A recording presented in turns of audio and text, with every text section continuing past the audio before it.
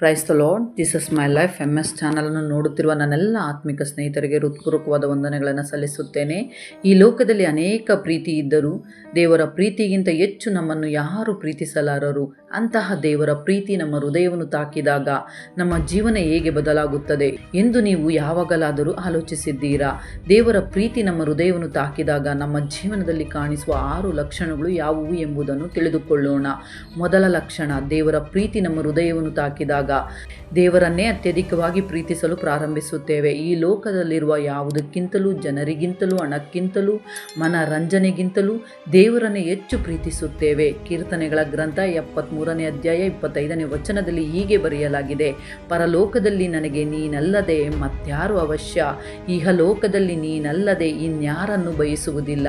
ಈ ವಚನದಿಂದ ನಮಗೆ ಸ್ಪಷ್ಟವಾಗಿ ಅರ್ಥವಾಗುತ್ತದೆ, ದೇವರು ಇದ್ದರೆ ಸಾಕು, ಇನ್ನೇನು ಬೇಕಾಗಿಲ್ಲ. ಹಾಗೆಯೇ ಪೌಲನು ಕ್ರಿಸ್ತನ ನಿಮಿತ್ತ ನಾನು ಎಲ್ಲವನ್ನು ನಷ್ಟವೆಂದು ಎಣಿಸುತ್ತೇನೆ ಎಂದು ಹೇಳುತ್ತಾರೆ. ದೇವರ ಪ್ರೀತಿ ಪೌಲನಿಗೆ ತಿಳಿಯದಾಗ ಆತನು ಕ್ರಿಸ್ತರನ್ನು ಹಿಂಸಿಸುತ್ತಿದ್ದನು.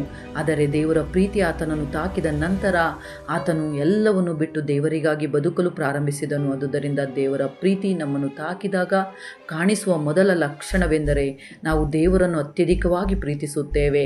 ಎರಡನೆಯ ಲಕ್ಷಣ, ನಮ್ಮ ಜೀವನದಲ್ಲಿ ಪ್ರಾರ್ಥನೆ ಹೆಚ್ಚುತ್ತದೆ. ದೇವರ ಪ್ರೀತಿ ನಮ್ಮ ಹೃದಯವನ್ನು ತಾಕಿದಾಗ ನಮಗೆ ಹೆಚ್ಚು ಪ್ರಾರ್ಥನೆ ಮಾಡಬೇಕು ಎಂಬ ಆಸೆ ಬರುತ್ತದೆ.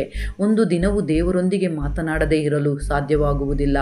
ಮೊದಲು ಸಮಯ ಸಿಕ್ಕಾಗ ಫೋನ್ ನೋಡುತ್ತಿದ್ದೆವು, ಸ್ನೇಹಿತರ ಜೊತೆ ಹೊರಗೆ ಹೋಗುತ್ತಿದ್ದೆವು. ಆದರೆ ಈಗ ಸಮಯ ಸಿಕ್ಕಾಗ ಪ್ರಾರ್ಥನೆ ಮಾಡಬೇಕೆನಿಸುತ್ತದೆ. ಒಂದು ದಿನ ಪ್ರಾರ್ಥನೆ ಮಾಡದೇ ಇದ್ದರೆ ಮನಸ್ಸು ಅಶಾಂತವಾಗುತ್ತದೆ. ಇಂದು ನಾನು ದೇವರೊಂದಿಗೆ ಮಾತನಾಡಲೇ ಇಲ್ಲ ಎಂಬ ಭಾವನೆ ದಿನ ಪೂರ್ತಿ ಕಾಡುತ್ತದೆ. ಒಂದು ಚಿಕ್ಕ ಮಗುವಿಗೆ ತನ್ನ ತಂದೆಯನ್ನು ಒಂದು ದಿನವೂ ನೋಡದೇ ಇದ್ದರೆ ಹೇಗೆ ದುಃಖವಾಗುತ್ತದೋ ಅದೇ ರೀತಿ ನಮಗೂ ಆಗುತ್ತದೆ. ಕೀರ್ತನೆಗಳ ಗ್ರಂಥ 42ನೇ ಅಧ್ಯಾಯ 1ನೇ ವಚನದಲ್ಲಿ ಹೀಗೆ ಇದೆ: ದೇವರೇ, ಬಾಯಾರಿದ ಜಿಂಕೆಯು ನೀರಿನ ತೊರೆಗಳನ್ನು ಹೇಗೋ ಹಾಗೆಯೇ ನನ್ನ ಮನವು ನಿನ್ನನ್ನು ಬಯಸುತ್ತದೆ.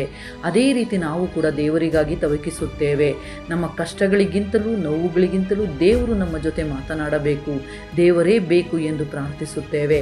ಅದಕ್ಕಾಗಿ ದಾನಿಯೇಲನಿಗೆ 30 ದಿನಗಳ ಕಾಲ ಪ್ರಾರ್ಥನೆ ಮಾಡಬಾರದು ಎಂದು ಆದೇಶಿಸಿದರು. ಅವನು ದಿನಕ್ಕೆ 3 ಬಾರಿ ಪ್ರಾರ್ಥನೆ ಮಾಡುತ್ತಿದ್ದನು. ಆದುದರಿಂದ ದೇವರ ಪ್ರೀತಿ ನಮ್ಮನ್ನು ತಾಕಿದಾಗ ನಾವು ಪ್ರಾರ್ಥನೆ ಮಾಡದೇ ಇರಲಾರೆವು. ಮೂರನೇ ಲಕ್ಷಣ, ಪಾಪದ ಮೇಲೆ ದ್ವೇಷ ಹುಟ್ಟುತ್ತದೆ. ನಾವು ಪರಿಶುದ್ಧವಾಗಿ ಬದುಕಲು ಪ್ರಯತ್ನಿಸುತ್ತೇವೆ. ಮೊದಲು ಯಾವುದೇ ಭಯವಿಲ್ಲದೆ ಪಾಪ ಮಾಡುತ್ತಿದ್ದೆವು.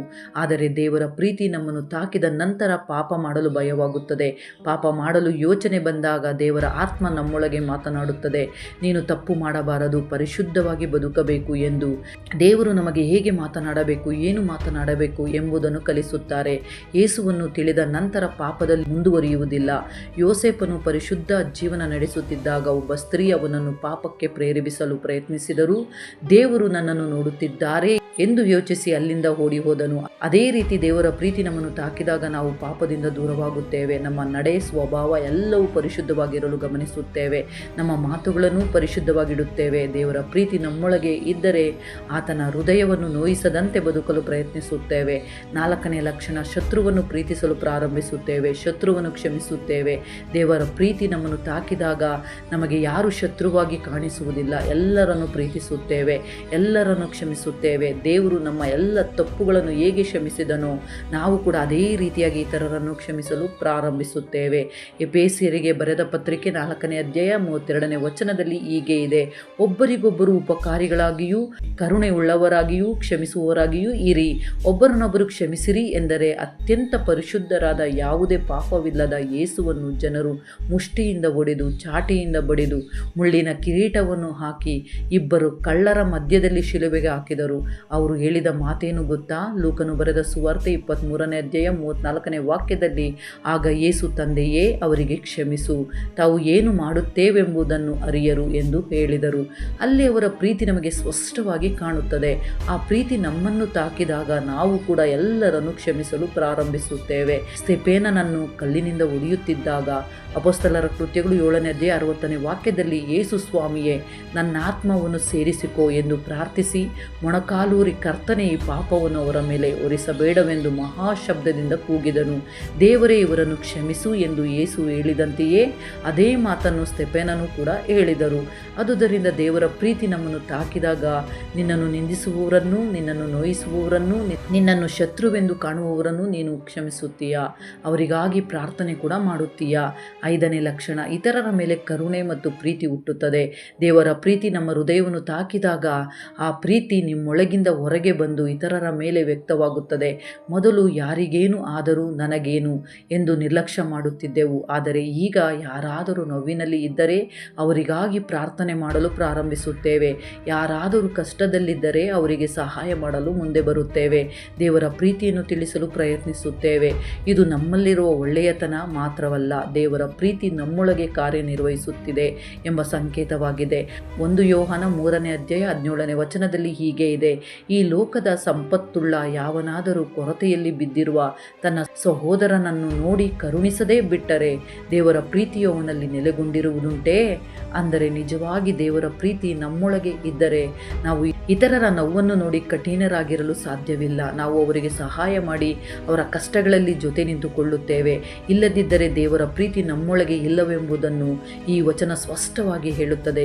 ಲೂಕನು ಬರೆದ ಸುವಾರ್ತೆ 10ನೇ ಅಧ್ಯಾಯ 25ರಿಂದ 37ನೇ ವಾಕ್ಯದಲ್ಲಿ ಹೀಗೆ ಇದೆ, ಆಗ ಒಬ್ಬ ಧರ್ಮೋಪದೇಶಕನು ಎದ್ದು ಆತನನ್ನು ಪರೀಕ್ಷಿಸುವುದಕ್ಕಾಗಿ, ಬೋಧಕನೇ, ನಾನು ನಿತ್ಯ ಜೀವಕ್ಕೆ ಬಾಧ್ಯನಾಗುವಂತೆ ಏನು ಮಾಡಬೇಕು ಎಂದು ಕೇಳಲು ಆತನು ಅವನಿಗೆ, ಧರ್ಮಶಾಸ್ತ್ರದಲ್ಲಿ ಏನು ಬರೆದದ್ದೇ, ಹೇಗೆ ಓದಿದ್ದಿ ಎಂದು ಕೇಳಿದನು. ಅದಕ್ಕೆ ಅವನು, ನಿನ್ನ ದೇವರಾಗಿರುವ ಕರ್ತನನ್ನು ನಿನ್ನ ಪೂರ್ಣ ಹೃದಯದಿಂದಲೂ, ನಿನ್ನ ಪೂರ್ಣ ಪ್ರಾಣದಿಂದಲೂ, ನಿನ್ನ ಪೂರ್ಣ ಶಕ್ತಿಯಿಂದಲೂ, ನಿನ್ನ ಪೂರ್ಣ ಬುದ್ಧಿಯಿಂದಲೂ ಪ್ರೀತಿಸಬೇಕು ಮತ್ತು ನಿನ್ನ ನೆರೆಯವನನ್ನು ನಿನ್ನಂತೆಯೇ ಪ್ರೀತಿಸಬೇಕು ಎಂದು ಬರೆದದ್ದೇ ಅಂದನು. ಆತನು ಅವನಿಗೆ, ನೀನು ಸರಿಯಾಗಿ ಉತ್ತರ ಕೊಟ್ಟಿರುವಿ, ಇದರಂತೆ ಮಾಡು, ಮಾಡಿದರೆ ನಿತ್ಯ ಜೀವಕ್ಕೆ ಬಾಧ್ಯನಾಗುವಿ ಎಂದು ಹೇಳಿದನು.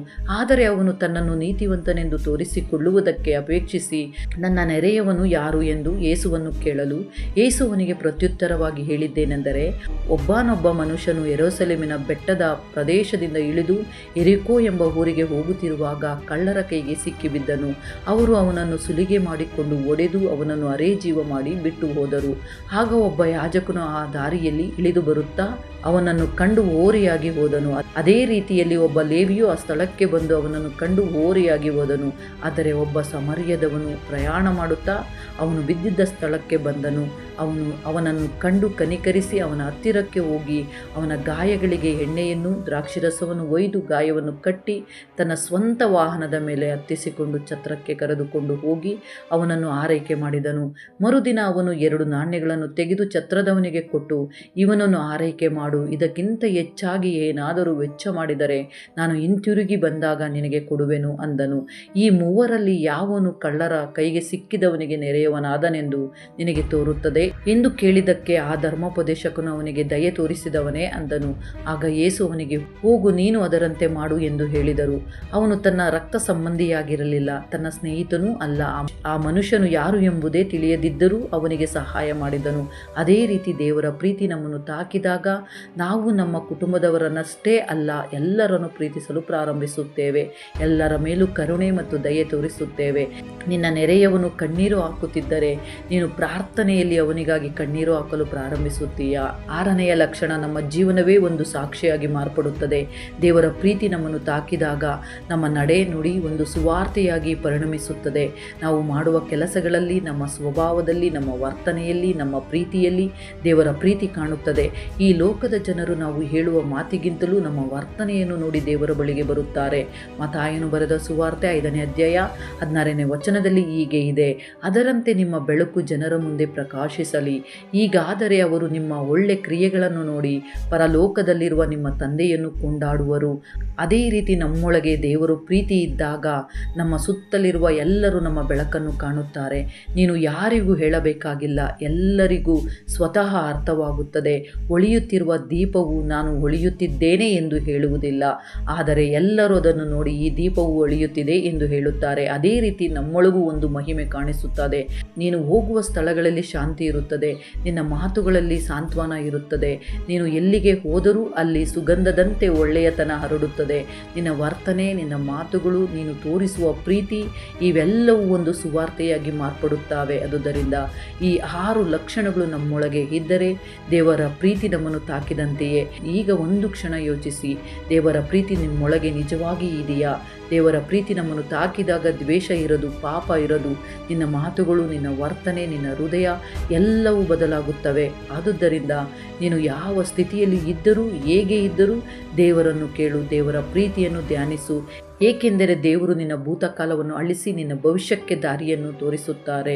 ಈ ವಿಡಿಯೋ ನಿಮಗೆ ಇಷ್ಟವಾಗಿದ್ದರೆ ಅನೇಕರಿಗೂ ಶೇರ್ ಮಾಡಿರಿ, ಲೈಕ್ ಮಾಡಿರಿ, ಸಬ್ಸ್ಕ್ರೈಬ್ ಮಾಡಿಕೊಳ್ಳಿರಿ. ಮತ್ತೊಂದು ಅದ್ಭುತವಾದ ಅಂಶದೊಂದಿಗೆ ಮತ್ತೆ ನಿಮ್ಮ ಬಳಿಗೆ ಬರಲು ಪ್ರಯತ್ನ ಮಾಡುತ್ತೇನೆ. ಸರ್ವಶಕ್ತ ದೇವರ ಮಹಾಕೃಪೆಯು ನಮ್ಮೆಲ್ಲರೊಂದಿಗೆ ಸದಾ ಇದ್ದು ನಮ್ಮನ್ನು ಕಾಪಾಡಿ ನಡೆಸಿ ಬಲಪಡಿಸಲಿ. ಆಮೇನ್.